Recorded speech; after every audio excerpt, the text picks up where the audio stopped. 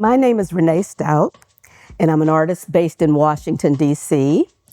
And I was trained as a painter, but over time I decided that I wanted to use different media, and it eventually evolved to where my practice now encompasses painting, drawing, sculpture, photography, and installation, which is what I'm doing for this triennial.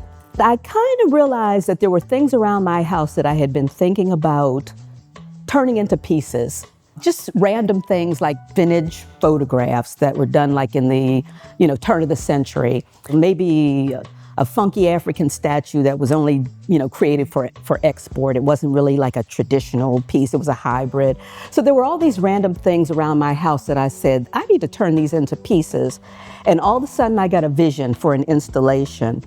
And because the piece was about finding home, like I'm in the process of trying to find a new home. I lived in DC for a long time now, and the home that I live in now, I've lived in for 25 years. But it's no longer conducive to me creating work in, and I need another home, but the housing market is such that I can't just sell this home and just buy another one. It's just, they keep moving the goalpost. So the housing is going up and up and up.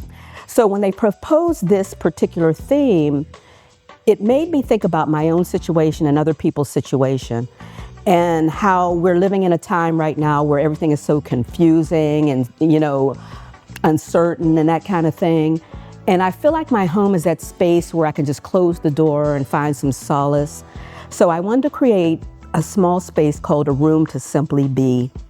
And it speaks to the idea of me feeling like everybody, living should have a space like that, as a place where they can escape the craziness and just sit and just, exhale and just be.